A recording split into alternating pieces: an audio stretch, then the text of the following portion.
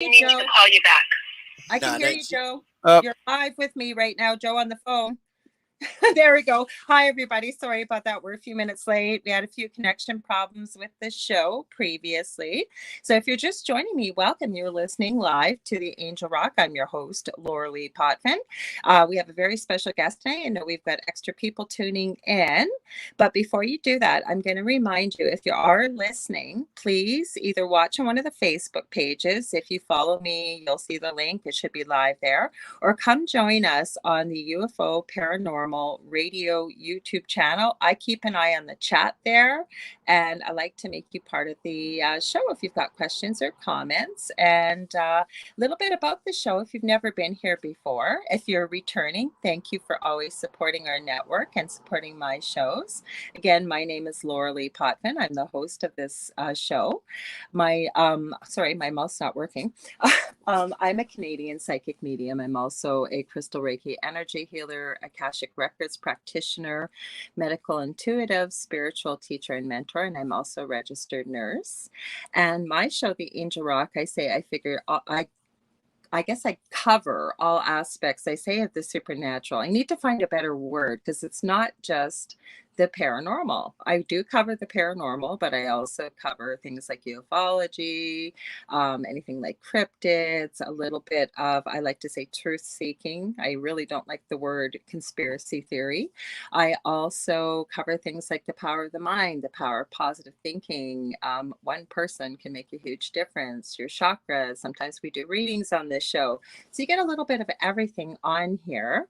I always like to end the show on a positive note. And the guests that I have on the show, through their passions or their work, they're making a positive change for humanity. So that's who I have on the show. Tonight, I have Dr. Rima Laibow. She is a physician. I'll introduce you when she comes, and I'll explain why she's not here. We had thought that she wasn't going to join us till about a half hour into the show. Then she messaged me this morning. She thought she would be available at the beginning, but she's got another commitment till probably another 10, 20 minutes or so. So we'll get her connected into the show. I met Dr. Rima Laibow because we are fellow judges on the International Tribunal of Conscience. We are working on, behind the scenes, many different things to hopefully try and stop some of the things that are going on nowadays by utilizing the power of common law. So we're going to talk about that. Dr. Rima also has a podcast, which I've been very lucky to be on, called Dr. Rima Presents. And it's called The Unmasked Crusaders, with somebody she works very closely with, who also is a fellow tribunal member, Ralph Fucetola, who is a very, very savvy judge, I believe, out in New York. So we're going to talk about that. We may talk about a variety of topics tonight, because on top of all that Dr. Rima does, it's going to be exhausting when you hear it. I don't know how she does what she does. She has also channeled her late husband, who is very high up in the military, and his name was Bert. I got to make sure I get this right, guys. Sorry, but I wrote it down and I want to make sure I get it right. But give me one sec, because I always screw up the name. So I want to make sure I have his last name proper before she comes on here too, because I don't want to do that to her. So give me a sec. Sorry. I'm going through my notes here. And of course, I can't find anything as I'm looking. Give me one sec. Takes me a minute. Oh, yeah, I just unplugged my light too. Isn't that lovely? You guys, we're going to have one of these shows tonight, I think. Just going to happen, because I'm telling you, that happened with the last show. They got kicked off with the internet somehow. I don't know how, but that happens with live internet sometimes. So let me go to my announcement here and I will get his name proper. General, his name was Major General Bert Stubblebine. I knew it was Stubble. I just wanted to make sure I had it right. Sorry, I disappeared for a minute, guys, when I go to a different page. So she actually, believe it or not, has channeled him from the grave, including Ralph, who also worked very closely with Dr. Rima, and Major General Stubblebine. and they are channeling him. They've written some books. I believe it's messages from General Bert, which she'll talk all about that, I'm sure. So I don't know where we're going to go with things tonight. Could be spirituality. I'm sure we'll talk about some of the stuff that's going on. In the meantime, I thought I'd sit and chit chat. I'm going to head over to YouTube right now. Hopefully my devices hold up. They're not fully charged. But I'll do my best because I do get the messages here on StreamYard as well. We've got Carol there. Hey, Carol, thanks for joining. I see you. Like I said, she should be joining us shortly. I keep unplugging this. I'm so sorry, guys. Oops, now I just almost unplugged it. That's what happens when you're live. We'll see how it does if it stays. If it doesn't, well, it'll just do what it's supposed to do, and that'll be it. So what's going to happen, and I don't normally do this, is I may have to take you might have a few minutes of silence because I need to text my producer to let him know when she's in front of her computer, and we'll get her connected. But I had an announcement to make, and then literally that's kind of why I'm a little discombobulated. I'm not usually this all over the place. I got a message from my guest that's going to be on next week. He's from Australia, because I had an announcement to make about something I had found out about where I live in Ontario. I live in Northern Ontario in Canada, as well as British Columbia. And he did some research and kind of changed that for me right before. But I'll start at the beginning. You guys are probably wondering, what the heck is this woman talking about? So, as you know, Canada has been under major lockdown. We have had all kinds of crazy stuff going on here. In Ontario, actually, we just got out of this severe lockdown that we were in. And that had been since Easter Monday. It was supposed to end the 20th of May. It was only supposed to be 4 weeks. Then they extended it to the 20th of May. Then secretly, the Ontario provincial government met and didn't even have a quorum and voted, I believe it was May 31st, to continue the powers of our premier, which is like a governor in the States. And he had the power to put us into severe lockdown until December 1st, 2021, whenever he wanted. It finally has ended. I believe it's been about 2 weeks. And I kid you not, the store, because when you went out to the store, this was the severest lockdown we were in. All you could buy was some food and prescriptions. You couldn't even buy baby items. Everything, even if you could reach over the rope, it was illegal to sell it to us. So when actually some of the stores started to open, it was worse than Black Friday. And I would say what we have, so I realized actually some people in the US or around the world may not understand, but on December 26th, we have Boxing Day. It's very much like Black Friday. It was worse than the two of them combined. Wall to wall to wall to wall people going out, strangers just stopping and talking when I was out, saying, oh my gosh, it's just so nice to be able to walk around and buy things. So anyways, what had happened, our tribunal usually meets on Sundays. I was out at our cottage, so I just got a message, please watch this as soon as possible. So I did. And somebody had discovered, apparently, that I guess because there's Rocco Galati, who's an international lawyer, but in Canada here, and he had taken the government to court, to the Supreme Court, to stop all this. So there was the announcement about extending the lockdown, that we were in emergency state, I believe, until the end of December, okay, in Ontario, as well as British Columbia, actually all the provinces. But right above it in red, I found out yesterday, it said, emergency state rescinded June 9th, 2021. The media did not report this. It was not announced by the government.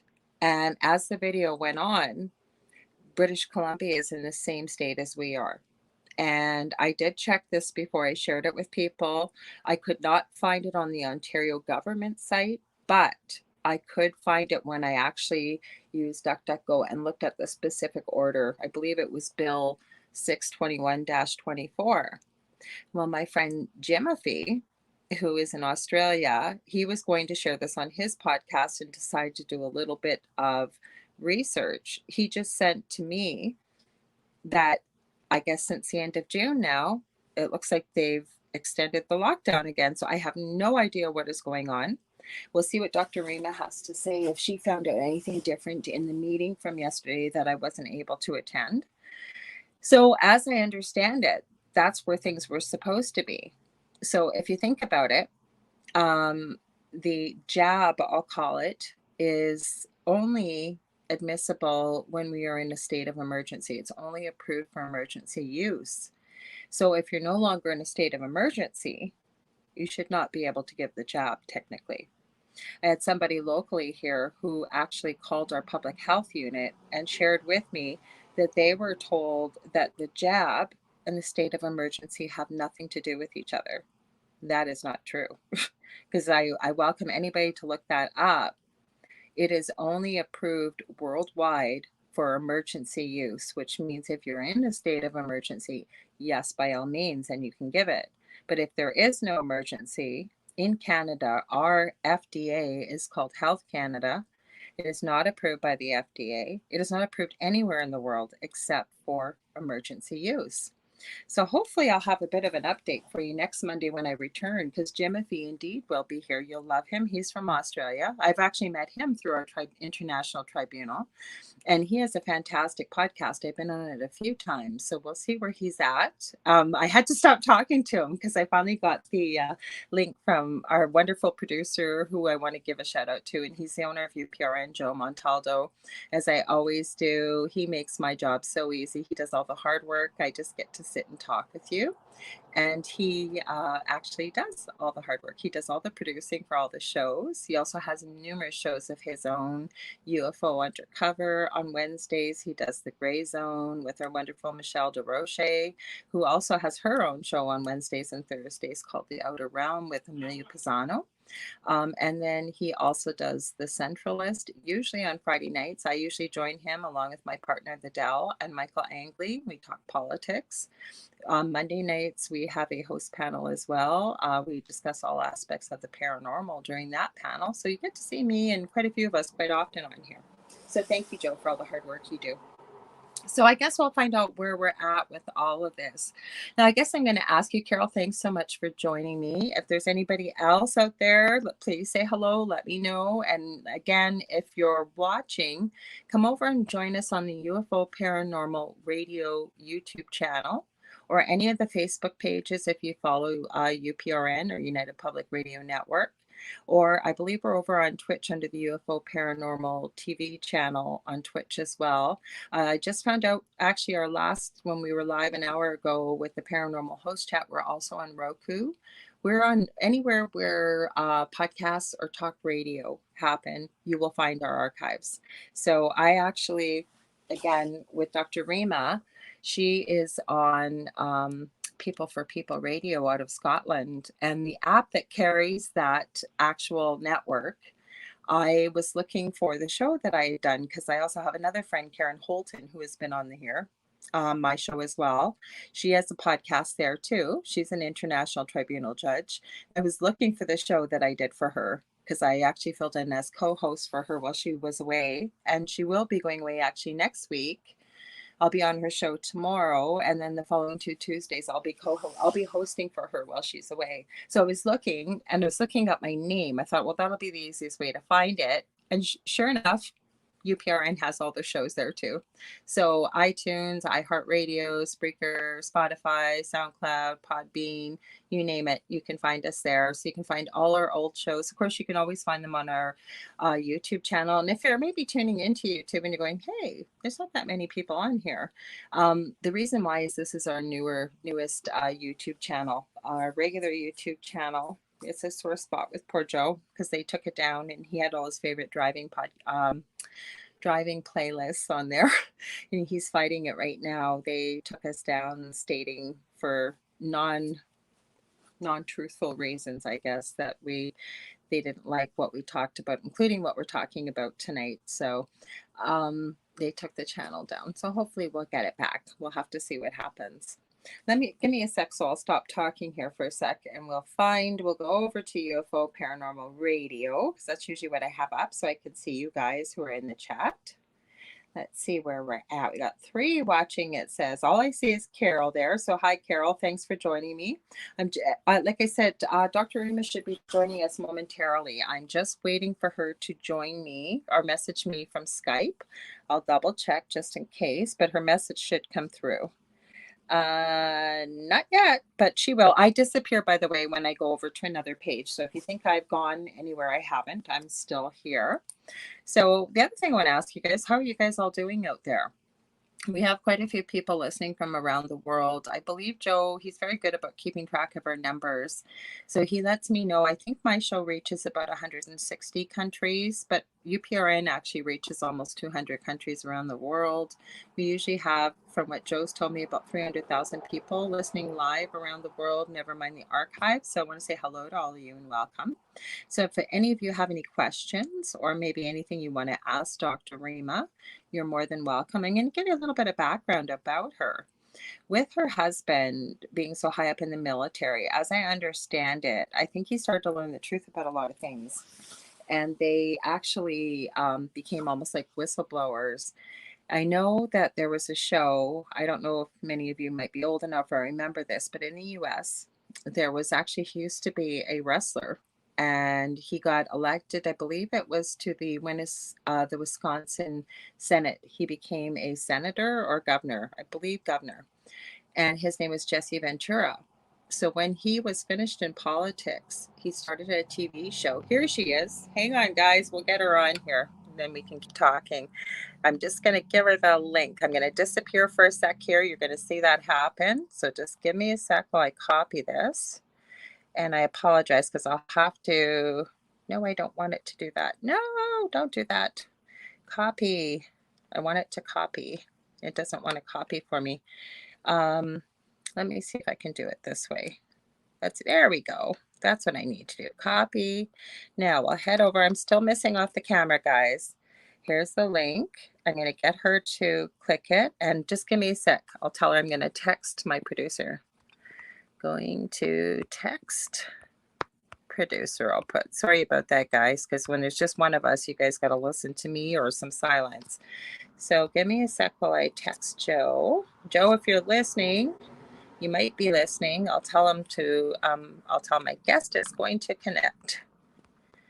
Is ready to connect. So hopefully she can get connected okay. We'll wait and see. Let's see, we got somebody. There she is. Hi. Hi, how are you? Good. Everybody, this is Dr. Rima Laibow. And Dr. Rima, you're not that late because you know what happened? The show before, like I warned you, with everything being live, and I'm kind of an oldie moldy. I've been here for almost 2 years, and it was a newer show. The show it disconnected, and they didn't know how to get back on. So she messaged me, and I didn't see it till I think Joe caught it already before I actually texted him for him. So you're not that late. All right, good. Welcome, everybody. Wait, actually, Carol, who is in the chat, said we have 300,001 people watching. I'm not sure how or where she's watching from, but that's how many people live are watching right now. 300,001. And one. So I am going to introduce you. Please interject, Dr. Rima, at any point if I miss anything.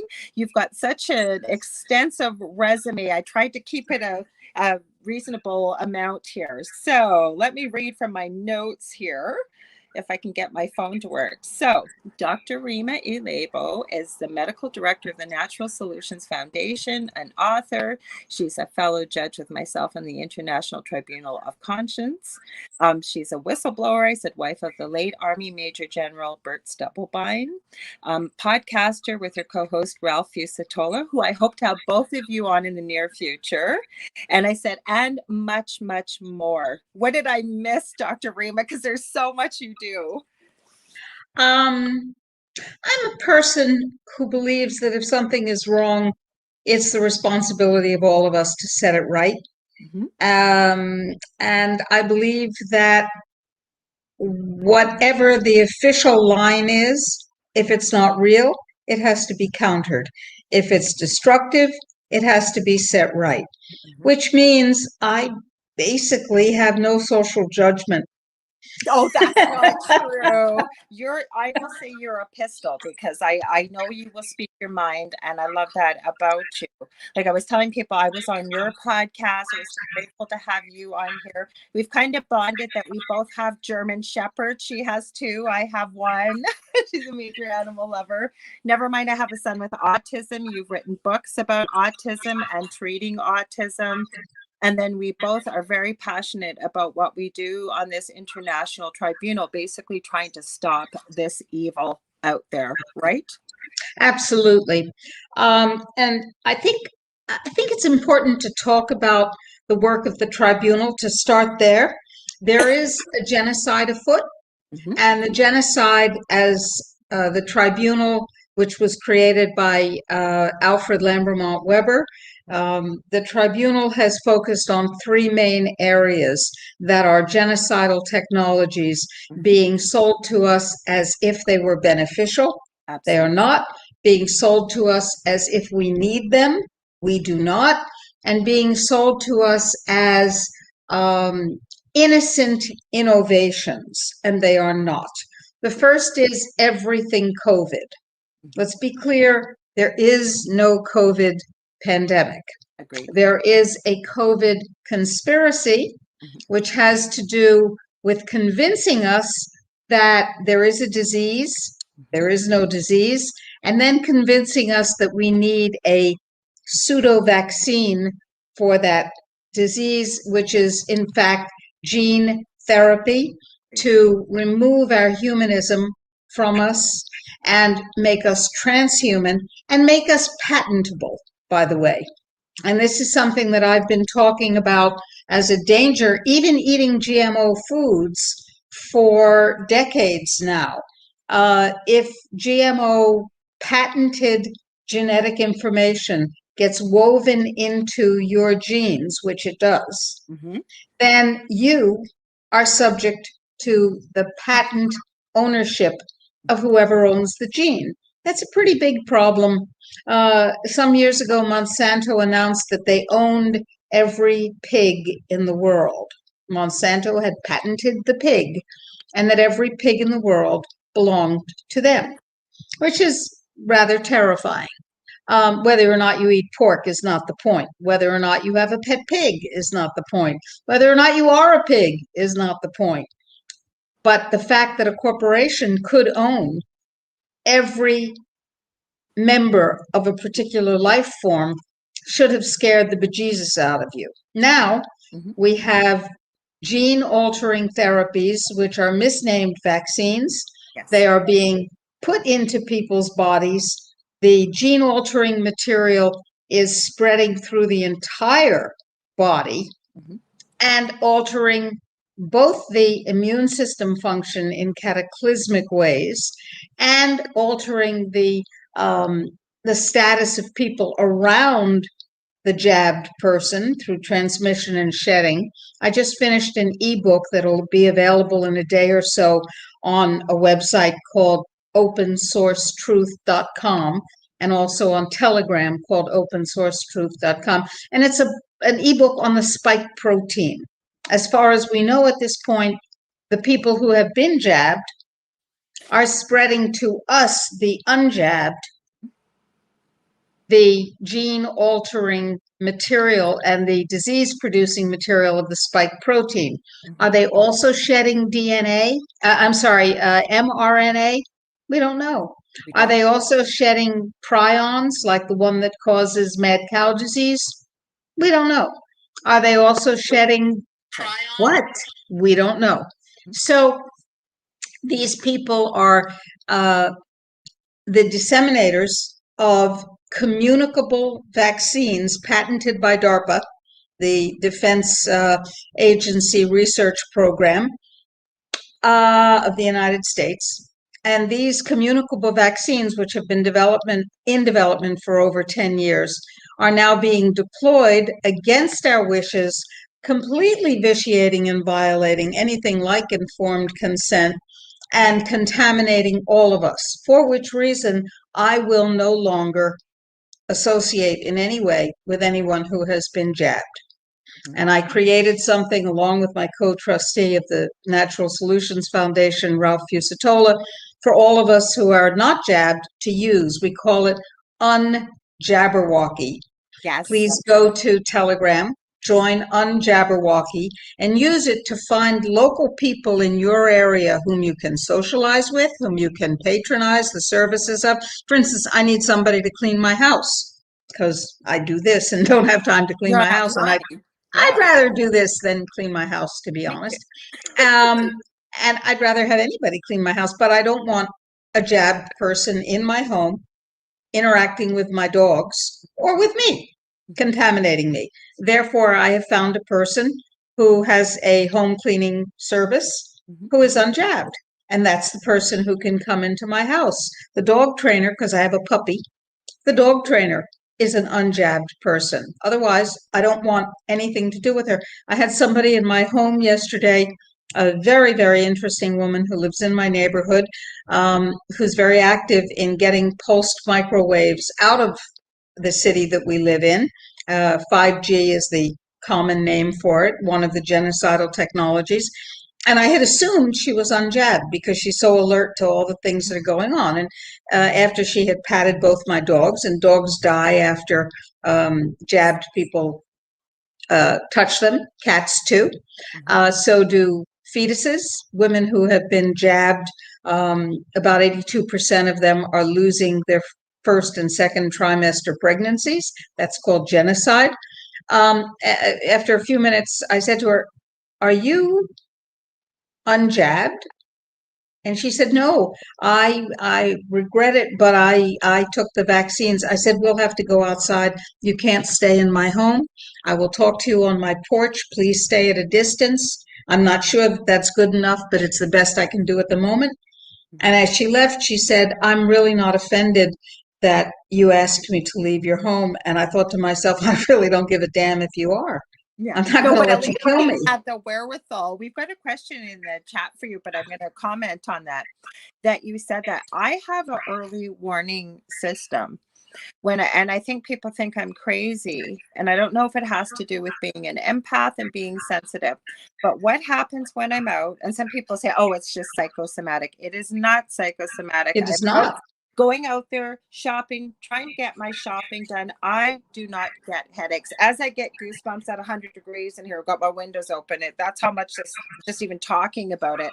And all of a sudden, I will feel like my head is going to explode, right where your third chakra would be, probably right into the middle of your brain where your pineal or pineal gland, and my head feels like it's going to explode from here all the way to the front. When I come home, I don't know who it is because there's people everywhere. And then when I get home, it takes a good 3 hours. I have to drink a lot of water to try and clear it. And every single time. And I've actually picked up people around me that I have asked, "Have you been jabbed?" Yeah, I have. How did you know? Because I never get a headache because you're having physical symptoms to whatever it is that they're shedding. Now, the Food and Drug Administration is its formal name. I refer to it as the Fraud and Death Administration of the United States, which is a sister agency to the Center for Disease Creation, headed by Dr. Well, he's not the head of CDC. He's the head of a unit, Dr. Anthony Fauci, after whom I have actually dishonored by creating a term, which I'd appreciate it if you'd use. The term for medical Faucis, if medical tyranny is Faucism. Absolutely.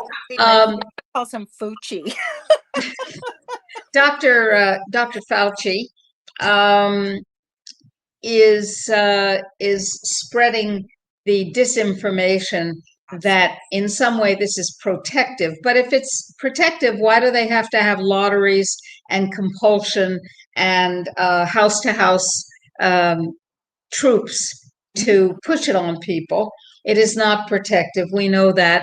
And what it's doing is involuntarily changing the genetic structure and changing the genetic structures of the people around the jabbed. This is incredibly evil. I use the word evil advisedly. So there are three technologies that the tribunal is dealing with. One that I choose to avoid. One is the alleged vaccine, which are patented as gene therapies, Yes. which change our genes and make us patentable. If you are patented, you are no longer a human being, and you no longer have the protections afforded you under the law. You are property. I'm going to add something very quickly there, Dr. Raymond, to support this. First of all, I get sent, because I'm sure you do a lot of that, a lot of videos. I had a video and I didn't realize at first what they were using, because they were in uniforms. I wasn't sure if they were nurses, and I should have clued into this. They had to be at a vet clinic, and this girl got jabbed, and she goes, so-and-so, whatever her name is, watch this. She takes the scanner that's dogs and cats are chipped with when, you know, if you don't lose them, it's their ID, right? She scans her one arm, nothing, scans the other, it comes up Pfizer and the whole address. I have seen another man on video, every time he goes near, it's like a Bluetooth TV, his whole ID comes up from his jab. AstraZeneca jab. Mm-hmm. Yeah. Absolutely. Oh, there are a couple more really spooky things. There are some videos of people using black light showing the luciferase, which is a luminous molecule that you can track things with. Luciferase actually is what makes fireflies glow. And it's been synthesized, and so apparently that's in at least some of the jabs. Really, why? And then he shows the black light shining down on his hand, and his vein is completely illuminated because it is emitting luciferase as well. These are tracking devices. Now, these so-called vaccines also contain titanium. The current titanium has no biological use in its ionic form. If you have a hip implant and it's made of titanium, that's cool, but it's a metal and it stays there. Titanium nanoparticles have biological consequences, all of which are negative, but they also have a very interesting property. You're walking down the street and you come within the purview of a 5G or 4G amped up cell tower. Right.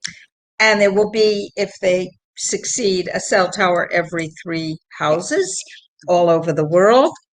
Not in your yard. We're going to talk about that too if we get time. And then the titanium that has been injected into your body for no biological good whatsoever and a lot of biological damage identifies you. Now, the current generation of the pulsed microwave technology needs a circle, a diameter of 6 feet. You know, all that social distancing stuff. There's no medical excuse whatsoever for social distancing. It's to get you used to providing enough space for the 5G device to identify you. And then if it decides it doesn't like Lorilei, then a pulse of microwave comes out and down you go. Or the information that's been injected into you in these pseudo vaccines and the jabs contains little robots that accept electrical information and signaling. And so right now, your whole body is manufacturing an endless supply of these dangerous spike proteins. But let's say that they want you to manufacture a different protein with that mRNA, which is inside a little globule of self-assembling hydrogel nanobot shit. Let's say that they want you to, I don't know, manufacture the protein that causes mad cow disease, which I mentioned earlier, the prion, a misfolded prion. So maybe the 5G system gives different information. And now, instead of manufacturing the damaging and dangerous spike protein, maybe you're manufacturing something else. Or let's say they want to attack your heart. You could get, myocarditis. So let's say that give information through the 5G program to you specifically to manufacture a protein with that little mRNA apparatus, to manufacture a protein that is identical to one of the proteins in your heart. Then your immune system starts attacking your heart and kills you. And they had nothing to do with it, right? Incredibly dangerous. And then the third genocidal technology is aspartame. Yes, the artificial sweetener, which is rat poison. Donald Rumsfeld died at age 88 the other day, yesterday, I think, maybe the day before. And it's too bad.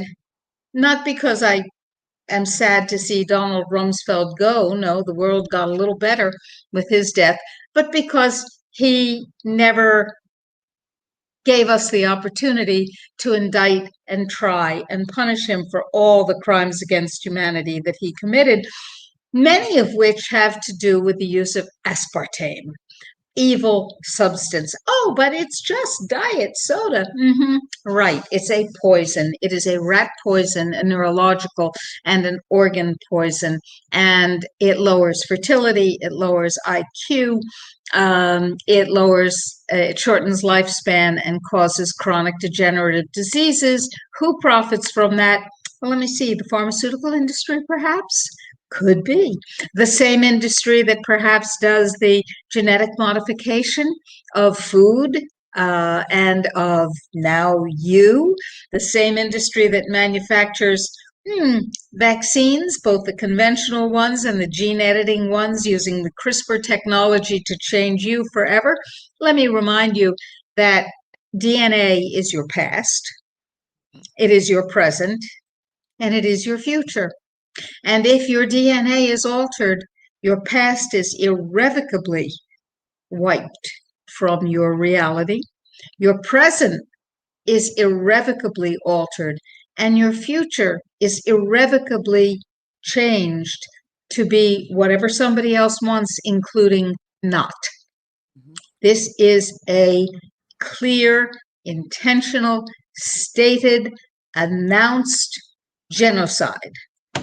Now, if you don't believe me, and why should you believe me? After all, who am I? Right. I'm just, an ordinary average person who's telling. This since 2009. I was just about to get into that with Alex Jones and Jesse Ventura, and you came into the picture. So you've been talking about this a long time. Now, how did you know all the way back then? Well, actually, I knew about it. I've been talking about it as the medical director of the Natural Solutions Foundation since 2004, and I'll get to that in 1 second if you like. But the point that I'm making is that if you don't believe me, because I don't have a Nobel Prize in anything, and I'm not a virologist, but Luc Montagnier, who won the Nobel Prize in 2008 for his discovery of the HIV-1 virus. Now, whether HIV-1 virus causes HIV is a completely different story, but he identified the virus, and he shared the Nobel Prize with a couple of other people. So, he's a fairly substantial dude, let us say. A couple of weeks ago, Luc Montagnier said in French, and I listened to the interview in French, which I understand, so I'm sure that that's exactly what? What? Moi aussi, je peux parler français aussi. Yeah, well, you're Canadian, you're supposed to. So, but I have to say, people in France don't like my accent. Anyhow, the point is that he said everyone who is vaccinated will be dead in 2 years, and it will be necessary to incinerate their bodies. Why would it be necessary to incinerate their bodies? Because these proteins that they've been directed to make through the gene altering pseudo vaccines, the jabs, when their bodies disintegrate, will go into the environment. They will be reproduced by nematodes and by bacteria and by earthworms and by birds and by the food that grows in the soil that they eventually become. So he says they all have to be incinerated. Let me point out the likelihood of being able on this planet to incinerate 4 billion or 5 billion people is zero. And therefore, we're talking about an inevitable contamination of the entire life system, Mothership Earth. We need to segregate the vaccinated from the unvaccinated for the protection of the unvaccinated. I don't suggest they be treated harshly. It's, if you have people in your life who are jabbed, enjoy them while you have them, because they're going to be dead in a couple of years. Now, I'm not a Nobel Prize winner, and my estimate, looking at the medicine, looking at the immunology of it, is not 2 years. I don't believe that all of these people are going to be dead in 2 years. I think it's going to take 4 years. Yeah. So, for instance, I do comedy improv, and I'm actually pretty funny. You're funny in real life too. Thank you. And I have wonderful teachers and colleagues and companions and friends in the improv world whom I meet electronically, of course. And I enjoy them greatly, knowing every time I meet them that they'll soon be dead. These are dead men and women walking, and I love them dearly, and it pains me enormously. But they have chosen to end their lives prematurely with a death shot. They all think we're crazy, Dr. Rima. I don't give a shit. No, but I mean, nobody is listening. I'm almost feeling like they are hypnotized. Like I just got sent before we went live. There's a cartoon from the 1930s. Oh yes, I saw it today. That just about made me faint. Like that. Actually, it's earlier than the 1930s. It's from the time of the 1918 flu pandemic. Wow. Uh-huh. It is yes, indeed. Identical to what they are. Identical. Almost 100 years later. Exactly, identical. And if you go to www.opensourcetruth.com or Open Source Truth on Telegram, it's being posted there, as is my new ebook on the spike protein, as is quite a lot of other important information, lots of memes. The point is, I thought I put .org. I better change that because I thought I no, it's .com. .com. Okay, I'll change OpenSourceTruth.com. Okay, so the write-up I sent you, I did get your message that you were going to be late because first you thought you might be, and I said you're a busy lady, you've got so many commitments, and so I sent you the write-up because I'd like to post it a couple of hours before, but I post it everywhere. So I sent it to you, but I knew you were going to come in a little bit later, but I always put how to contact my guest. I will send a copy of the archive of this show. I always do that with my guests. Now, we do have a couple questions and comments, and I love to involve our people in the audience. So we've got Carol. She says she's from Santa Rosa. She's the one that told us how many people we had watching. Michelle Pratt is from Australia. She says, good day, all. And then Carol asked the question, Dr. Rima, how did you ladies become a part of the tribunal? What do you do when you gather? She says, besides on the internet, I assume. Oh, absolutely, on the internet, of course. I have known Alfred Lambermont Weber for thousands of years. Many years ago, he interviewed my husband and me, I think several times on his, at that time they were called shows, now they're podcasts, whatever they are, because he's an eminent and well-experienced journalist and filmmaker and explorer of thoughts on funk and author. And I hadn't heard from Alfred for quite a number of years. And then I received an invitation to become one of the judges of the Tribunal of Conscience, the International Tribunal, the International Natural and Common Law Tribunal of Public Health and Justice. And I thought, gee, that sounds interesting, but I could come up with a better name because I do acronyms. Yes. And I said, well, what is this about? And I spoke with my co-trustee of the Natural Solutions Foundation and the co-host of my radio show or podcast or whatever it is.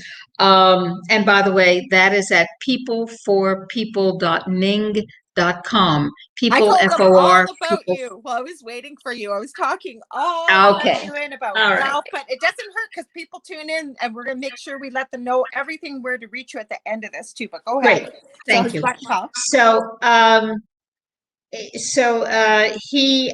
I was talking to my co-trustee and co-host, Ralph Fucetola, and I said, well, is a tribunal of conscience worth our time? Because, okay, so we say, shame, shame, shame, you've committed crimes against humanity, but I have an awful lot to do, and so does Ralph, and so do you, Lorilei. And he said, tribunals of conscience, and Ralph is an attorney and a freedom fighter. A tribunal of conscience is enormously important because it does things that governments will not do. Exactly. Identifying major crimes against humanity and then bringing public attention and creating a climate of information and demand for justice that often brings that about. And I said, okay, I'm in. And we began meeting, and there were indictments. The pharmaceutical companies and Bill Gates and the Queen of England and Prince Charles and Prince Philip and various prime ministers, the Vatican, and all the bad actors. And they were offered the opportunity to defend themselves at the proceedings of the tribunal. Alfred is an attorney, both in Canada and the United States. And it was all done in a very legitimate way. Huge amounts of documentation and evidence were presented. And then on November 29th, the convictions were finalized and announced. And then the real work of the tribunal begins. The tribunal then, through the diligence of Alfred Lambremont Weber, has produced cease and desist orders. The cease and desist orders are for everything COVID related, the lockdowns, the deception, the suppression of information, the emergency use authorization and dissemination of experimental so-called vaccines, the masking, all of that.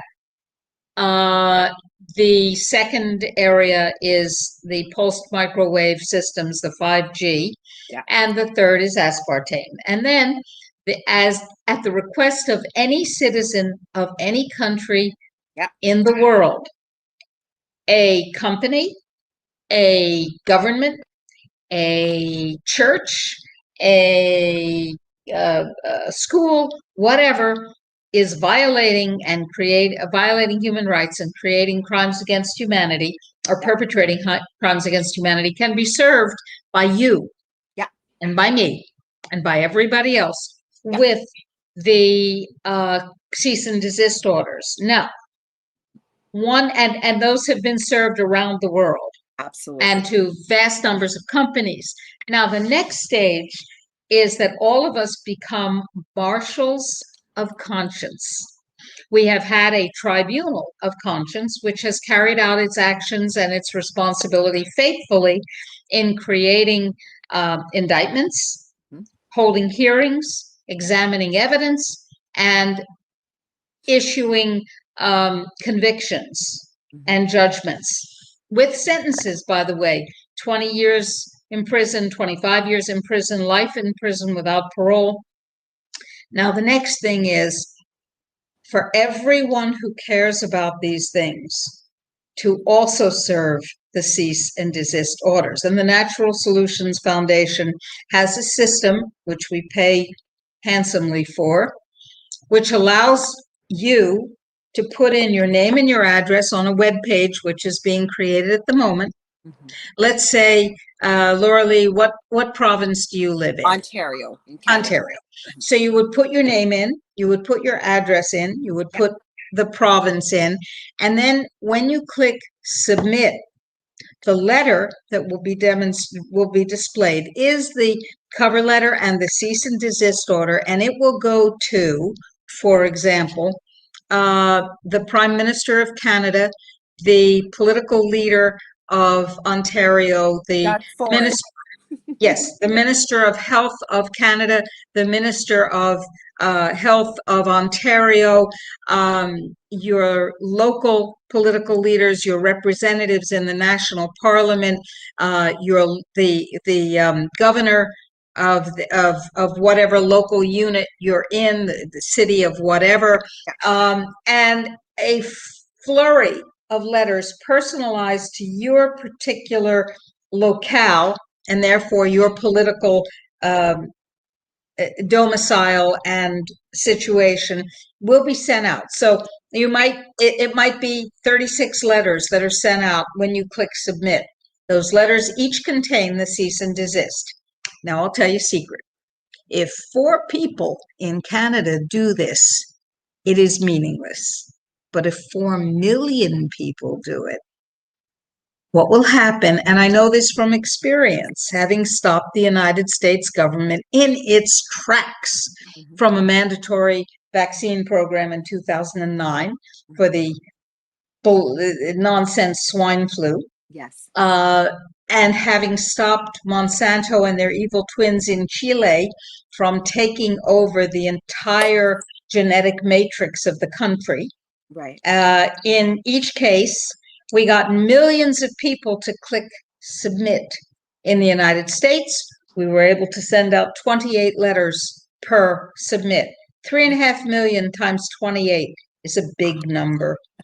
In Chile, a country that has 17.5 million people, we also got 3.5 million people, a much larger percentage of the population, to say to the Parliament of Chile, don't you dare. And by the way, those are the 3 most important words that you can utter, don't you dare. And so these 3.5 million people out of 17.5 million people each sent out 68 letters because their political organization is different. Do the math, 3.5 million times 68 letters. And the government of Chile, which was hours away from final ratification of an international treaty that the GMO companies had been working on for 15 years, they were hours away. The government of Chile said, or actually it was Spanish. They said, que paso, que. And to date, approximately 7 years later, they have not been able to ratify that treaty because those of us who care about our world said, don't you dare. The 3 most important words that a free person can utter. Now, that is being set up as we speak. The first stage of the work of the tribunal has been concluded. And I am very, very proud and gratified that I was asked to join that tribunal and have participated in its work, as has Ralph, as have you. And now later, I knew about it through Karen Holton, who we both know is fellow tribunal judge, fellow Canadian. She's been on this show. What happened though, when she told me about this about a year ago, I had the same questions. I said, well, who's going to enforce this? Like, what does this mean?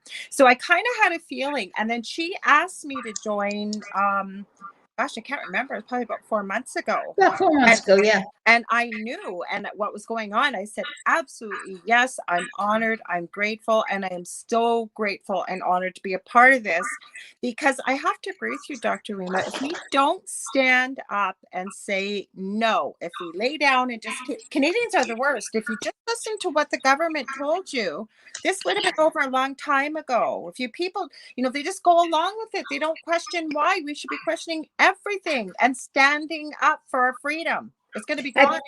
At this point, my view is anything that comes from any official source or any pseudo-official source like the mainstream media or the official alternative media, anything that comes from them, including the sun will come up this morning and go down tomorrow night, has to be, or tonight, has to be double-checked. Absolutely. Triple-checked, because everything that they put out is in service to a lie.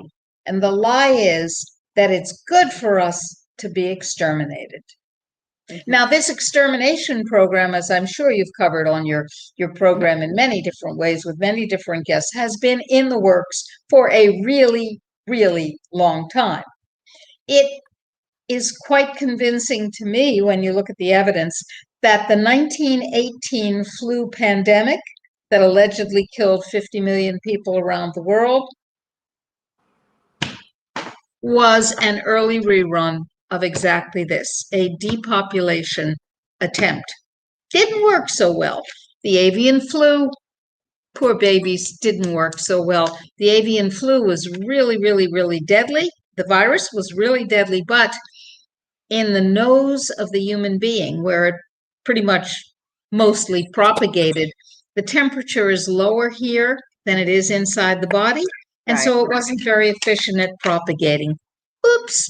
They did try really hard, though, because they took a 4-gene sequence from the 1918 virus. They got an Inuit woman who had been buried in the permafrost. They dug her up.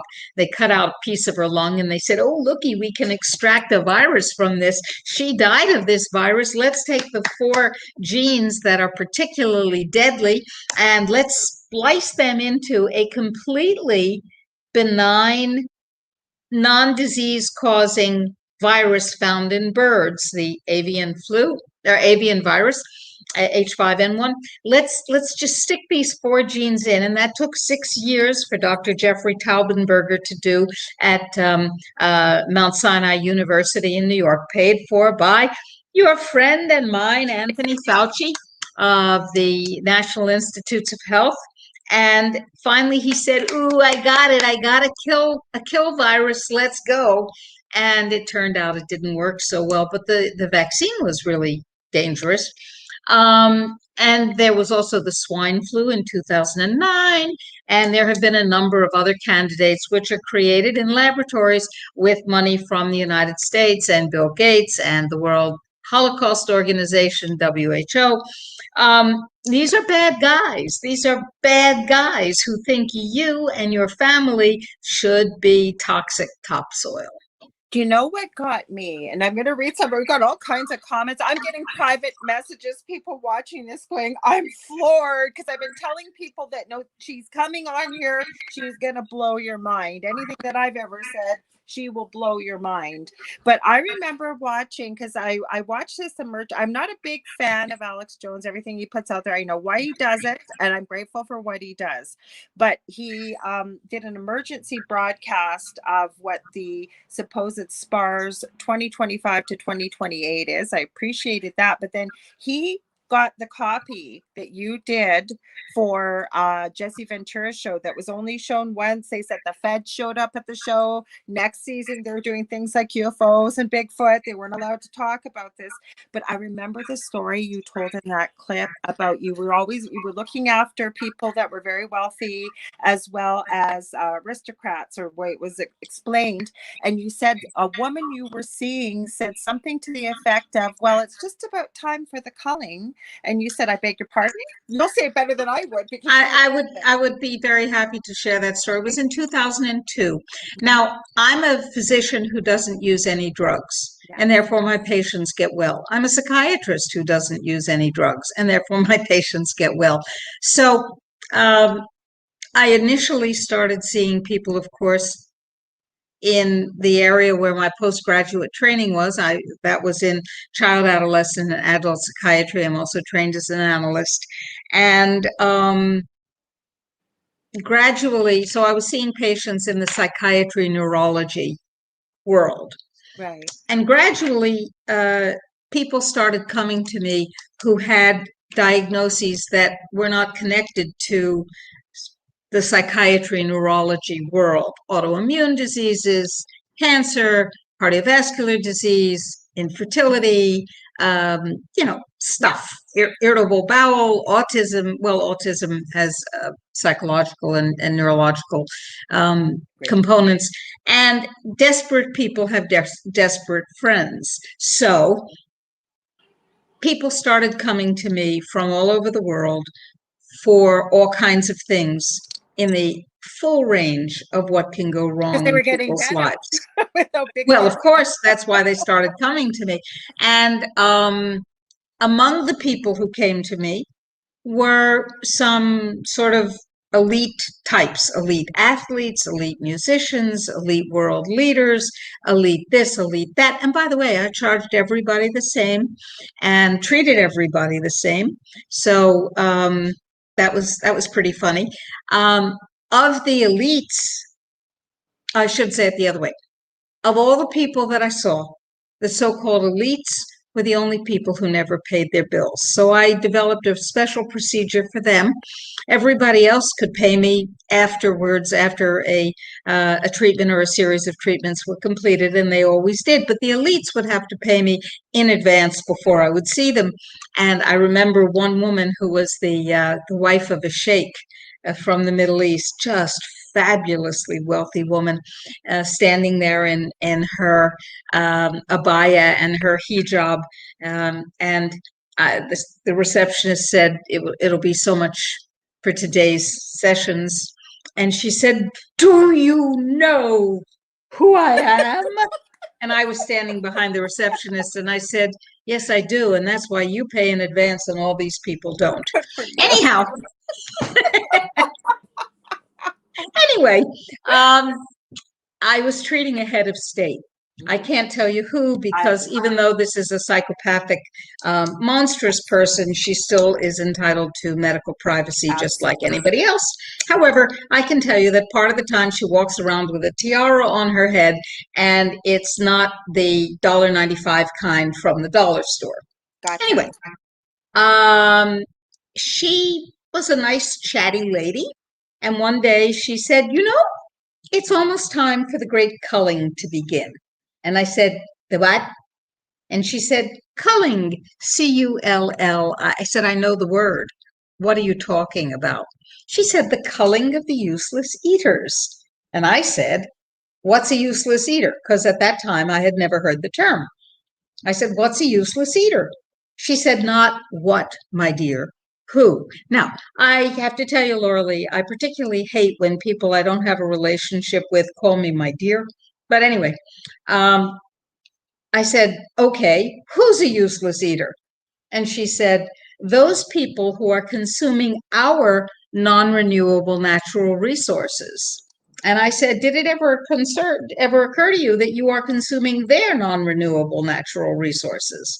And she said, oh, that's an interesting idea. And she thought about that for a microsecond and said, well, anyway. And I said, so how many of these useless eaters are you planning on culling? And she said, 90%. And I said, 90% of what? And she said, the total world population. And I said, wait. Yeah. Your enormous fortune is based on selling huge amounts of shit to very large numbers of people. If you don't have large numbers of people to sell your shit to, how are you going to maintain your enormous fortune? And she said, oh, no, my dear. You really don't understand, do you? I said, obviously, I don't understand. She said, the mercantile era, which began in the 14th century with the Hanseatic League in Germany, is coming to an end. We are moving into the neo-feudal era. There will be us, the neo-aristocrats at the top. Around us are servants and servitors. That's the first time I ever heard anybody use the word servitor in a sentence. Around us are servants and servitors, and around them are technicians. And that requires only 10% of the world's population. Everyone else would be superfluous. And she left.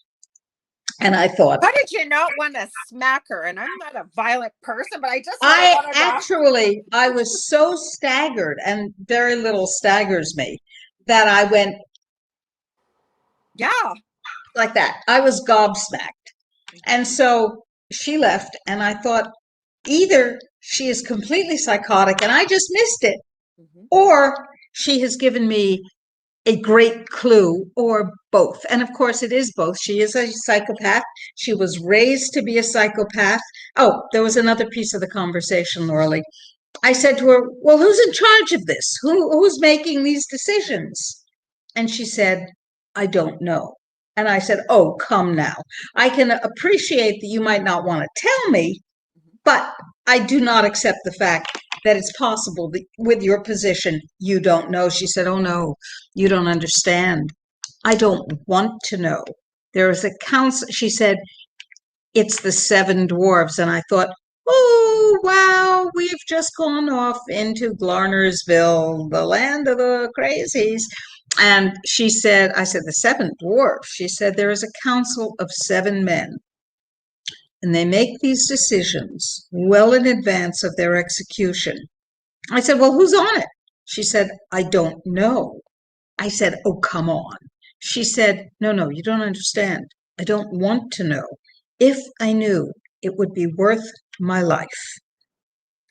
I do not know, and I do not want to know. And then she left. And I'm going, and I started doing some research. Now, this was 2002, and research actually required these things called books. Yes. Remember, books and papers and physical things that you actually had to hold. And I realized a couple of interesting things. Now, I wrote a paper that people might find relevant. It's called The Killing Fields of Codex. Ooh. And it's available on the internet. What? I'll speak louder. I just seen the chat. We've got like 14 messages, and my producer let me know I'm a little low. So can you hear me okay? I can hear you fine. Yes. Continue. I am just like on the edge of my seat here. So I realized that the term useless eater, which I had never heard before that period of time, was a term of art in Nazi Germany. Ooh. Useless eaters were those who did not contribute to society because they were asocial, they had antisocial ideas, they were dissidents, they were alcoholics, they had physical disabilities, they were Jewish, they were gypsies, they were communists, they were all these unacceptable people. And so I also learned that eugenics, the perfection and purification of the race, was sponsored and introduced into Germany by John D. Rockefeller Jr., the oil magnate. John D. Rockefeller Jr., who owned or controlled the oil production of the entire world. Now, that has to do with your profession and mine, Lorilei, and I'll talk about that in a moment if you like. Absolutely. So, John D. Rockefeller Jr. Sponsored and brought about the involuntary sterilization of tens of thousands of people in the United States, the feeble-minded, the indigent women the indigenous peoples whom he thought were inferior, were involuntarily sterilized in huge numbers. Men as well, but more women than men. And he introduced, during the reign of Kaiser Wilhelm, the idea of eugenics to the German people. And he sponsored two institutes, one in Berlin and one in Munich, called the Kaiser Wilhelm Institutes. And those institutes carried out the supposedly scientific study of the purification of the race, eugenics. Now, John D. Rockefeller Jr. is also responsible for the medical catastrophe that your profession and mine is enthralled to. John D. Rockefeller Jr. was the son of an itinerant herbalist snake oil salesman. And during his entire 94-year-long life, he never used anything except homeopathic and herbal remedies for himself. But John D. Rockefeller Jr. made a mistake. He was a smart guy, but people make mistakes. I mean, I made one once. That's why the world has matrimonial attorneys, for God's sakes. Anyway, so he looked around. He controlled the world's oil production. He either owned it directly or he controlled the oil production of the world.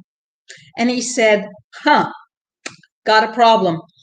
The internal combustion engine will never flourish to the point where it can consume the entire output of my wells.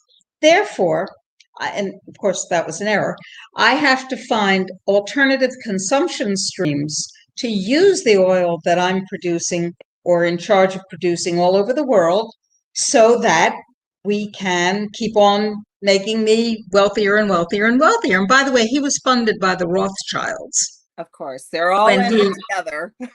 When he started his enterprise, he was such a ruthless person that the agents of the Rothschilds in the New World said, "This lad has promise, you'll like him." And so they bankrolled him and got him started. Now then, and there are people who say that he was Jewish, he was not Jewish. These people, these monsters, have no religion, they have no nationality, they have no affiliation to anything except their own perceived interests because they are psychopaths. Lucifer, I can't even say it, basically homage to Satan, isn't it, as well? Well, that's assumed. That's assumed and that's asserted. I have no direct evidence that that's true. Maybe it is. I don't know. I know people say it as if it were true, but they never can produce any evidence to show that it's anything other than their conclusion. So, one thing I will add, that enzyme, and I'm not getting off topic because I want to hear this. Luciferase. No, the luciferase and the patent number 6666. Now, 666 is not a bad. No, the patent for luciferase is not the 666 patent. It's not. That's a different thing. It's a different one. No, that yeah. Okay. But Lucifer means bearer of light. Yeah. Fur, as in Christopher, bearer of Christ, and luce from light, loose. So it means the molecule that carries light. Gotcha. You could say, well, it's a devil worshipy thing. You could, and maybe it is, but I don't have any evidence for that. Luciferase. You clarified that because that's the first time I've heard that.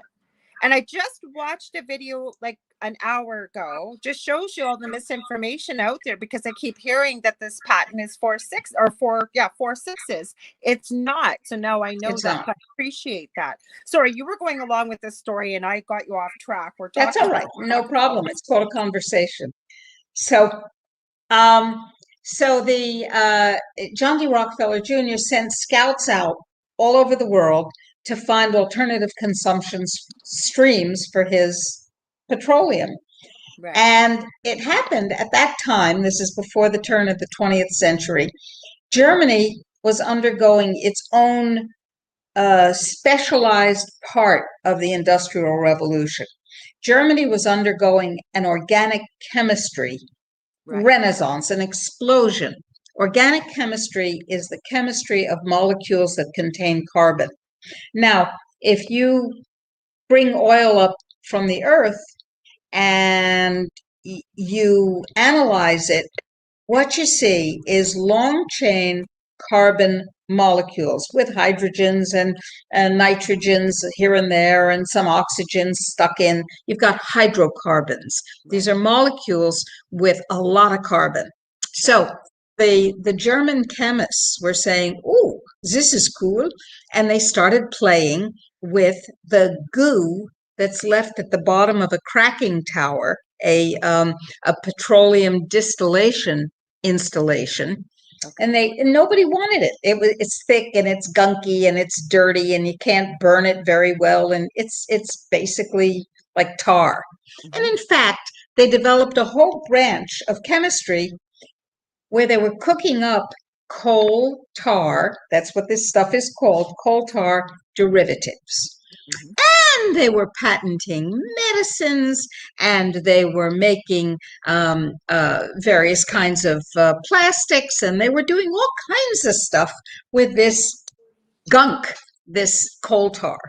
And so the agents came back and they said, "Hey, boss, in Germany, they got this cool stuff going, this organic industrial chemistry where they can take the gunk from the bottom of the cracking tower, which you own, and they can turn it into things like, and he said, well, what things? And they said, well, like drugs, for example. And he said, that's interesting. And he sent agents. Remember, this is the Bill Gates of his time, and he was clearly the richest person on the planet. And he sent agents, and they bought controlling interest, not the whole company, but controlling interest in every pharmaceutical company that they could find in Germany and France and Switzerland and the United States.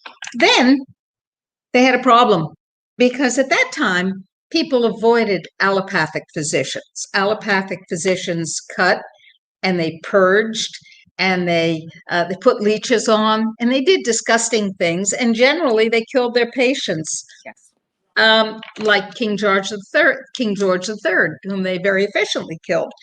And so most people avoided them. And at that time in the United States, we had licensed homeopaths, we had licensed chiropractors, we had licensed osteopaths, we had licensed herbalists, we had licensed eclectics who did a number of different things.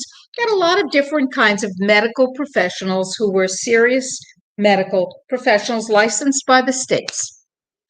This is where I found out about this part of the story, so I'm so glad you're sharing this. Thank you. Well, if it's repetitive, if you've already shared it with your listeners, I'll stop. No, I haven't. I meant myself. Oh. That's about the part where I came in and I'm aware. I know my listeners aren't, so thank you. They need to hear this. Yeah, oh, it's so important. So John D. Rockefeller, who used homeopathy and herbalism for his entire life, said, well, what we need to do is put all of the homeopaths and chiropractors and osteopaths and all those people in jail or take away their licenses and have only allopaths available. So he created the Rockefeller Institute, which says that the purpose is to promote, protect, and promulgate the pharmaceutical industry, which he owned. And then he said, okay, I'm going to give $1 million, which back at the turn of the century, the 20th century, was some serious money. I'm going to give $1 million to each state to set up on their land grant college, to set up a medical school, an allopathic medical school, and I will help them design the curriculum. And I will give $1 million, a separate $1 million to each state to set up a medical board. And I will create an elite tier by giving $1 million to Harvard, to Yale, and to Stanford to have these top of the line elite schools. And I will get rid of everybody else by having medical boards, which did not then exist, make it illegal to be anything except an allopathic doctor. But oh wait, nobody wants to go to an allopathic doctor because they're really a problem. I tell you what, he said to his friend Carnegie, another monstrous millionaire antisocial being, he said, Andrew, listen, let's do this report. Let's send out this guy named Abram Flexner, and he'll look at all the kinds of medicine that we have in the United States, and he'll decide if any of them is worthwhile, because we want to get rid of all of them except allopathic medicine. So he sent out Abram Flexner, and Abram Flexner's report, the Flexner Report, which is available for you to read online, says, oh my God, there are all these terrible voodoo kinds of medicine that should be eliminated. They're anti-scientific. Oh my, oh my. By the way, there was also electromedicine at the time and frequency medicine. It was possible to carry out anesthesia, to carry out surgeries without anesthesia, without pain, because of the use of these frequency devices, which are all in a museum in Minneapolis. And we have a letter that Flexner wrote to the fledgling, struggling American Medical Association, which is the allopathic organization. And the letter says, listen, the fix is in. The only guys left standing at the end of the day is going to be you guys. Don't worry about it. Now, Flexner had a brother whose name was Ephraim. and Ephraim was the head of the Rockefeller Institute. Isn't that a nice coincidence? So the Flexner Report came out in 1913. The medical schools were all set up, the allopathic medical schools. And then these medical board, he also gave $1 million to the American Medical Association. And then he started lobbying in Congress to get the laws passed that he wanted to criminalize everything except the people who were going to use his drugs. So allopathic medicine, in fact, is a drug distribution network. Now, I didn't know that when I started medical school. I thought, I am going to be a physician. I'm going to be a psychiatrist. I am going to help people. I am going to learn the most scientific, most advanced medicine in the world, and I am going to be an allopathic doctor. And my parents, who were health food nuts, Hi, my daughter. My parents, who were health food nuts and followed Adele Davis and Carlton Fredericks and all those people, I thought of as primitive peasants. I have to let my doggie out. Yeah, just go a let moment. her out. I'll keep talking. Do you want to go out? Everything Okay. telling you. Or you want to come back in? I was planning on being a doctor myself, actually, before I hurt my back. I was going to go to medical school. But what I will share with you, Dr. Rima, is I've often said autism has many things that affects, but it has many gifts. Because I run into all these people that say, well, my sister or my brother is a nurse, and they say these vaccines are so good. And what I say to them is, you know what? I was fed that propaganda 2 years of my degree in nursing, all health prevention, health promotion. I said, had I not had some kind of impetus to make me look outside the propaganda I was fed, I said, first, it was my son with autism. He was not a vaccine responder, but I was seeing all these parents around me, perfectly neurotypical 18-month-old, going for MMR, which is mumps, measles, rubella, up here in Canada. And here too. Yeah. And what would happen is it's like a light switch was turned off, sometimes an hour later. Everything gone, and they try and get somebody to say this was the vaccine. No, it wasn't. No, it wasn't. That's not what it was. Nobody would admit this. I knew there was something to it. Then when my oldest, who's now going to be 26 actually in a week, he was 12, and up here they gave the Twinrix vaccine, and he got the first shot and developed every symptom of hepatitis B except the jaundice. For those who don't know what the jaundice is, yellow skin. Now, I worked in the NICU, and I knew a lot of the pediatricians very well. And my pediatrician was going to admit him. I said, why are you going to admit him? I said, what am I not going to do for him at home? He'll be around all the other little sick kids and cooties out there. No, he's staying here. He wrote me a letter that says, I've moved, I'm still looking for it, I will find it, that says, my son, neither one of them should ever receive another vaccine again, nor myself. So that's when I opened Pandora's box. Never mind the fact that you're talking about they were villainized in school, chiropractors, homeopathics, naturopathics, all through school. Sorry, continue. Absolutely. Oh, sorry. There was the economic competition. Yes. And this is the same reason that witches were demonized by the church. In the 13th century in Padua, the Roman Catholic Church opened the first medical school, the first formal medical school in the Western world. Other places had had medical schools, but the Western world had not. And the people who were admitted to the medical school, of course, I mean, we're talking about the 13th century church, were men, naturally. I mean, why would you admit women who weren't even supposed to learn to read? So then they had these crops of doctors whom they were churning out, who could read, who could apply leeches, who could burn, who could bleed, all those good things. And nobody wanted to deal with them because everybody who knew anything wanted to go to the wise women who lived in the villages or the towns, who knew herbs, who knew, and had maybe incantations, whatever they did. Now, witch comes from the Anglo-Saxon wit, meaning to know. So the witch was a person who knew.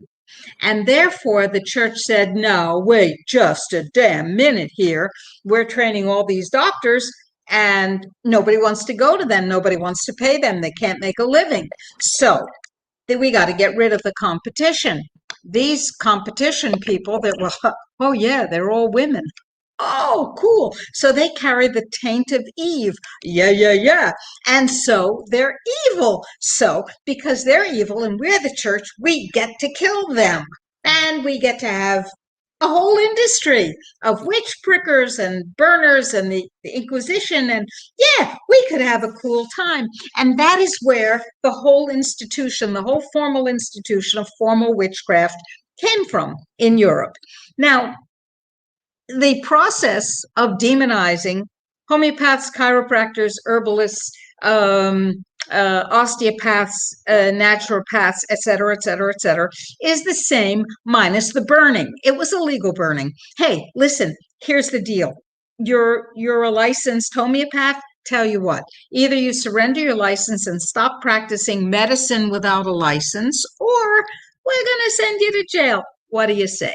So that's the history of allopathic medicine in a toxic nutshell. So I go to medical school. I think my parents are, benighted primitive yahoos, intelligent people. How could they possibly be so foolish as to think that nutrition has anything to do with health? Fools that they are.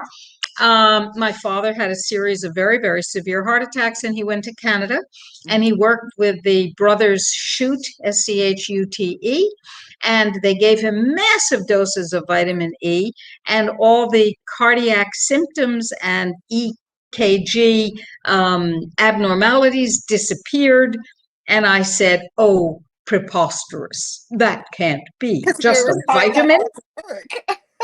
I was 20, whatever I was, and very, very certain that I was correct. And they were a bunch of, as I said, primitive yahoos, unfortunately and embarrassingly, my parents.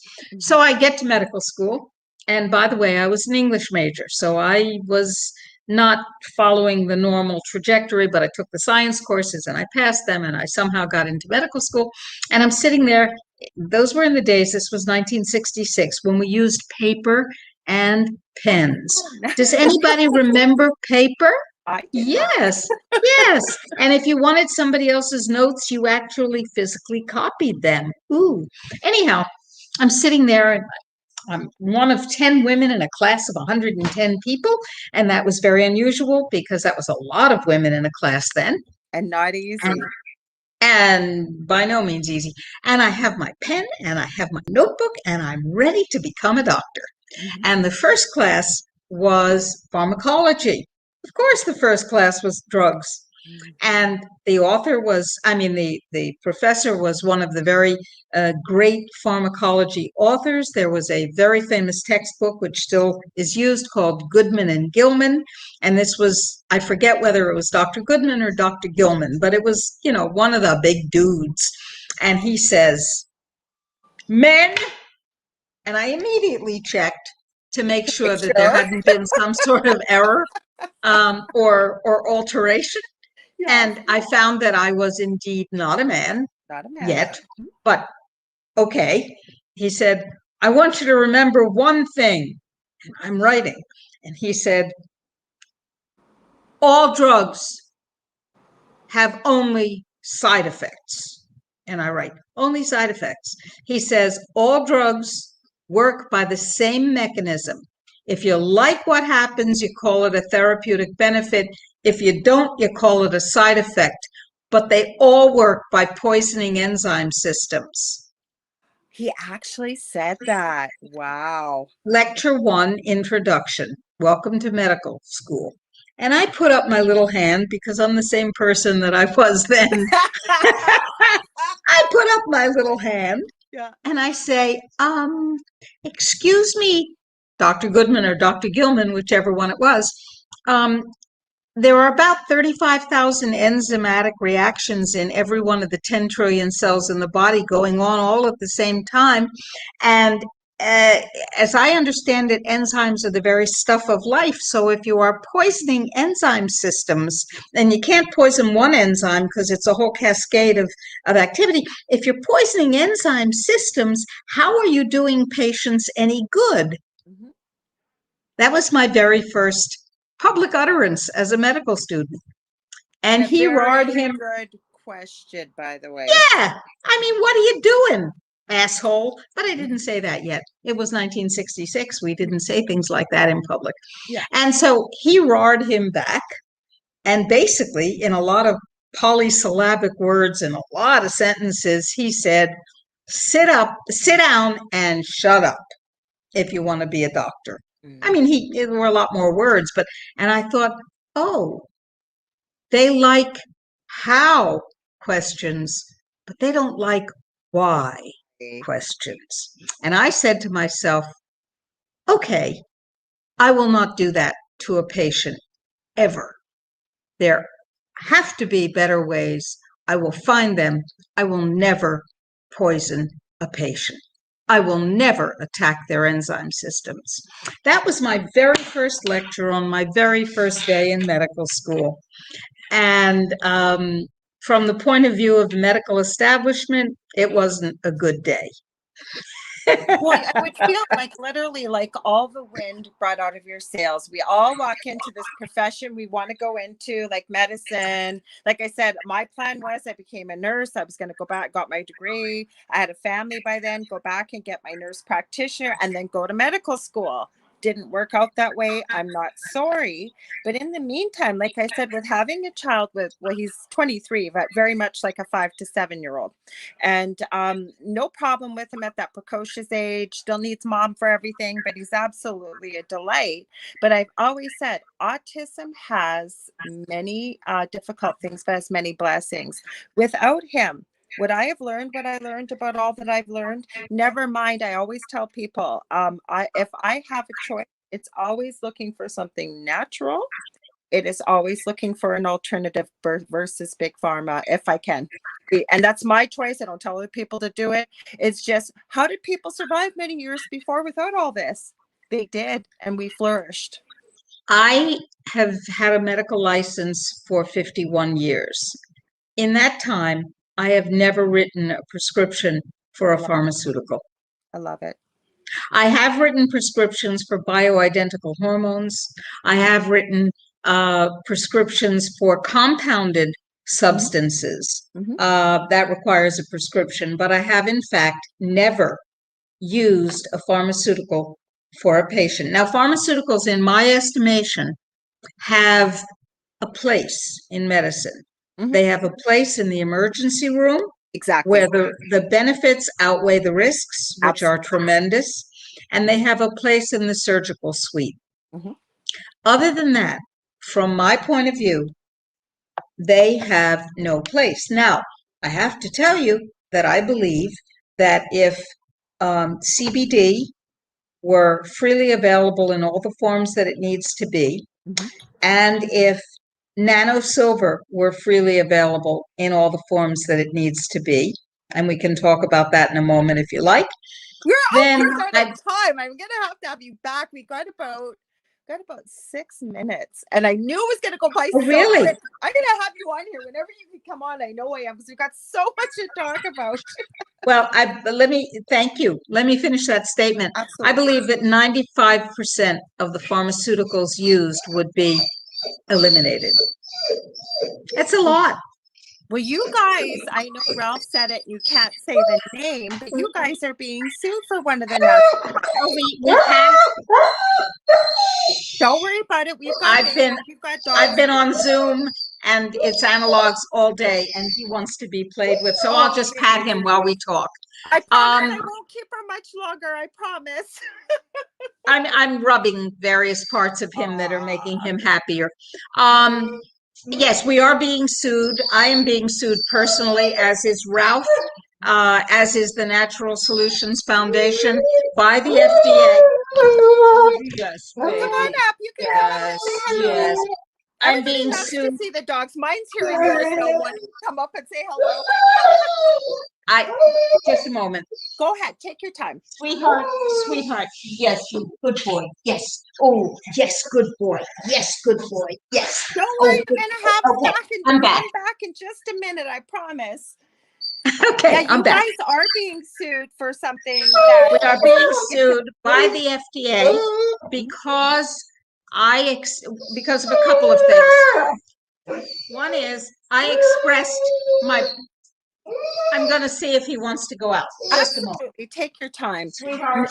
As you guys can see, and I apologize that we get to ask all the questions. I'm going to have Dr. Rima back on. I knew there was going to be a lot of questions, but as you can see, she is a wealth of knowledge and so much to share that when you start to put the pieces together, you get to see how we got to where we are today.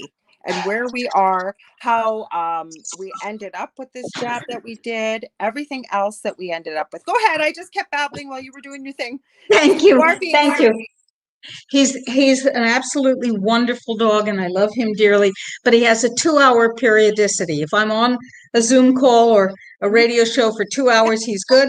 And then it's, why aren't you playing with me? I understand. My dog makes an appearance almost every time at the end of my show. I just got a new ring light that I unplugged. That's why it's so dark. I apologize. But I don't know how she knows. I don't even say goodbye. And usually she jumps right up on top. They're big dogs. So they're big dogs. That's what this one does. At the end of 120 minutes, whoomp. Anyhow, and the little one's learning that too. Aww. Anyhow, what was I saying? The lawsuit. Oh, we were talking about the lawsuit quickly. I'm sorry. About the lawsuit that you guys are being the lawsuit. So in 2009, the United States Department of Defense Defense Threat Reduction Agency, DTRA, declassified a piece of research that they had done. I didn't know they had done it. They had compared a bunch of nanosilvers to my nanosilver, right? And which is not colloidal silver; it's nanosilver. It's quite different.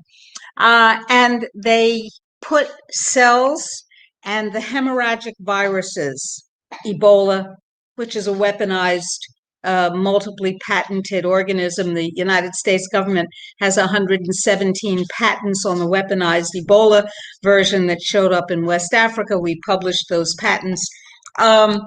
They put Ebola, Tacarib, Marburg, a bunch of other really nasty hemorrhagic viruses in dishes with cells, and they added various nanosilvers to see what would happen.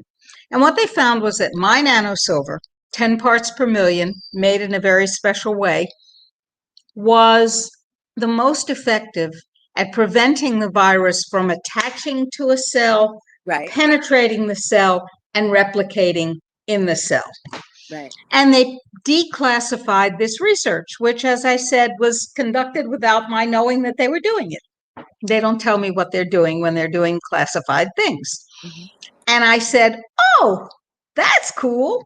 And so when the Ebola outbreak came in 2014, and by the way, we are responsible, we, the United States, the World Health Organization, and Doctors Without Borders, Médecins Sans Frontières, are responsible for that very specifically.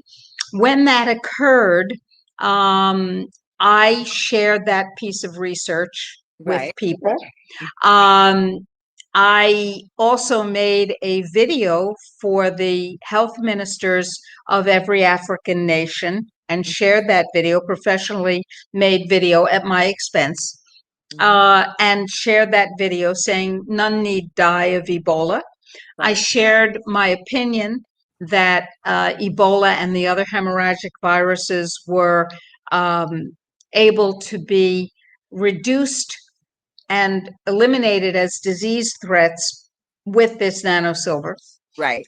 And the FDA came after us and sent us warning letters, which are very serious legal documents, saying that we had turned nanosilver into an unapproved drug, from a nutrient to an unapproved drug, because if you share any science at all about a nutrient, it turns it into an unapproved drug. And furthermore, we were promising a cure for Ebola. Now, in the United States, under the Dietary Supplement Health and Education Act of 1994, if you use the words prevent, treat, mitigate, diagnose, or cure in reference to any supplement whatsoever, you are violating federal law.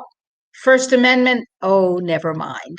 So they said that I was promoting a cure for, and the Natural Solutions Foundation and Ralph were promoting a cure for Ebola with our nano silver. And Ralph wrote back, he's an attorney, and he said, au contraire. If there is no attachment, no penetration, and no replication of a virus, no disease. Therefore, we are not in any way treating a disease or preventing a disease because there's no attachment, penetration, or replication. And they went away. Well, with COVID, we got out that piece of data. And I also said, I made the personal statement, I am in the age range that supposedly is most vulnerable to the COVID death machine, the virus.